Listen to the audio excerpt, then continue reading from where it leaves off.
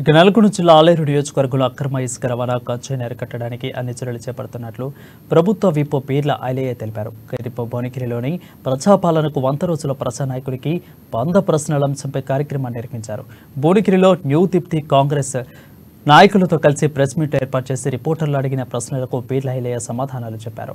గుడ్లగూడెం railway gate తొలగించి under pass bridge నిర్మాణించారని, Aleru Peddavagu నుండి అక్రమ ఇసుక రవాణా ఆపాలని ఓ జర్నలిస్టు ఎమ్మెల్యే దృష్టికి తీసుకెళ్లారు. ఆయన ప్రశ్నలకు ఎమ్మెల్యే సానుకూలంగా స్పందిస్తూ చర్యలు తీసుకుంటామని హామీ ఇచ్చారు.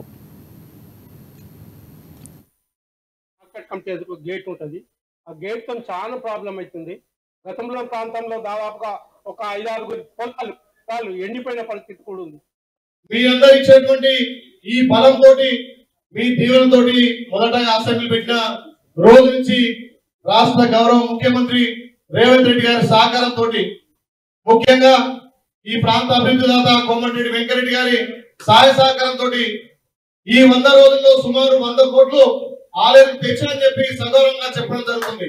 అదే కాకుండా పదవి ముఖ్యం కాదు, గతంలో గ్రామాలలో తిరిగి ప్రతిపక్షం ఉన్నప్పుడు ఏ రకంగా అయితే ప్రజలను అందులో చేర్చుకొని వాళ్ళ సమస్య మీద కొట్లాడినామో అదే రీతిలో ఇప్పటికీ 188 గ్రామాలు, సుమారు 118 గ్రామాలు కూడా ఇప్పటికే తిరిగి వాళ్ళ సమస్యలను తెలుసుకొని ప్రభుత్వం దృష్టికి, మంత్రుల దృష్టికి కూడా తీసుకుపోయి ఇప్పటికీ 100 కోట్లు సాధించి ఇంకా 172 కోట్లు కూడా ప్రపోజల్ పెట్టడం జరిగింది.